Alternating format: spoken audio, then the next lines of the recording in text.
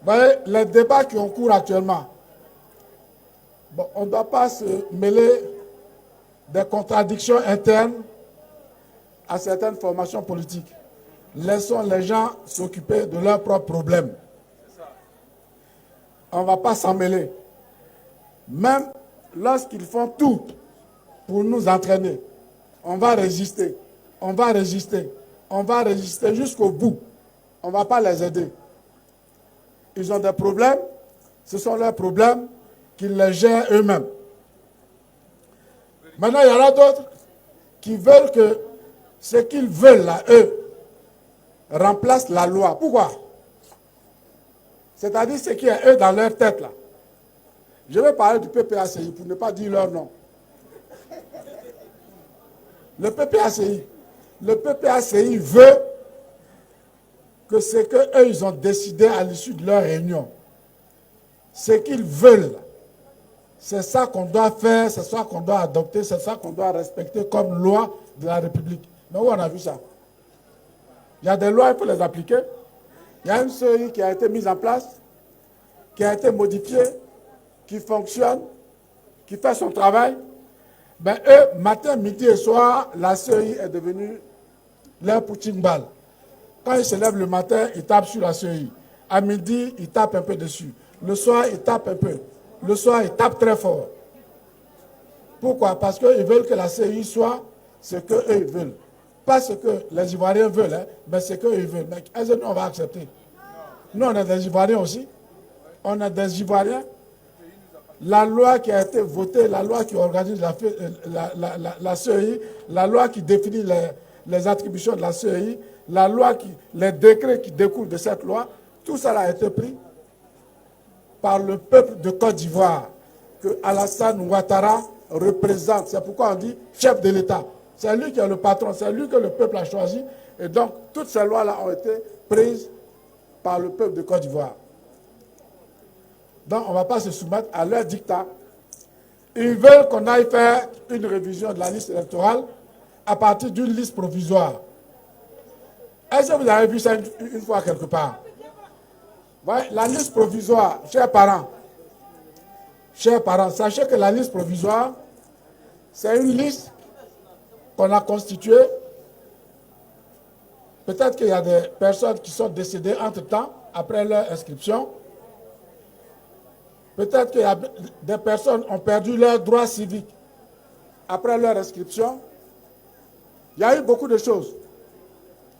Donc, cette liste provisoire, on l'affiche. Quand on l'affiche, on va voir là-dedans que des personnes sont décédées, on les enlève. On va voir là-dedans que des personnes ont perdu leurs droits civiques et politiques, on les enlève. Et c'est seulement après qu'on a une liste définitive. Et c'est cette liste définitive qui nous permet d'aller aux élections. Et ils nous disent, on n'a qu'à faire une révision de la liste électorale sur la base de la liste provisoire. Bon, est-ce que ce n'est pas se moquer du monde, ça? Ils veulent tout simplement que nous, on applique les choses comme ils veulent. Mais ça ne va jamais se passer. Alors, je voudrais donc, chers parents, vous dire de rester sereins, vigilants.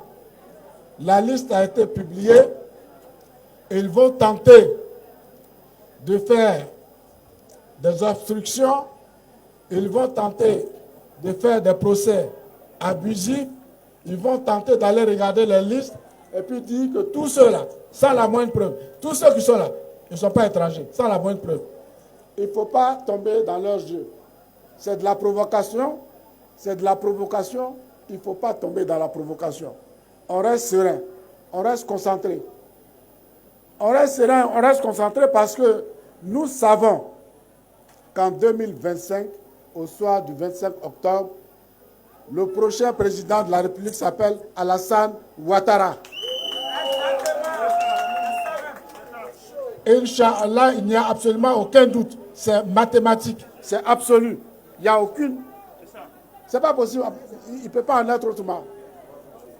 Même dans leur propre camp, les voix commencent à se détacher, à se faire entendre, selon lesquelles Comment est-ce qu'on va laisser quelqu'un comme Alassane Ouattara qu'on aurait dû avoir à la tête du pays depuis 1995? S'il avait été là depuis 1995, la Côte d'Ivoire ne serait pas ce qu'elle est aujourd'hui, par la grâce de Dieu.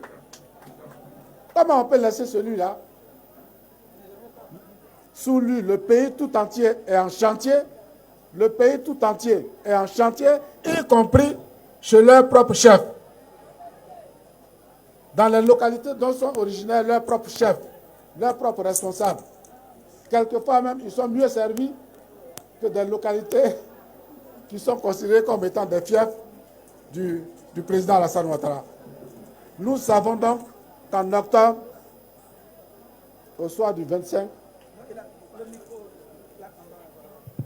nous savons donc qu'en octobre 2025, au soir du 25, le prochain président de la République de Côte d'Ivoire, c'est Alassane Ouattara.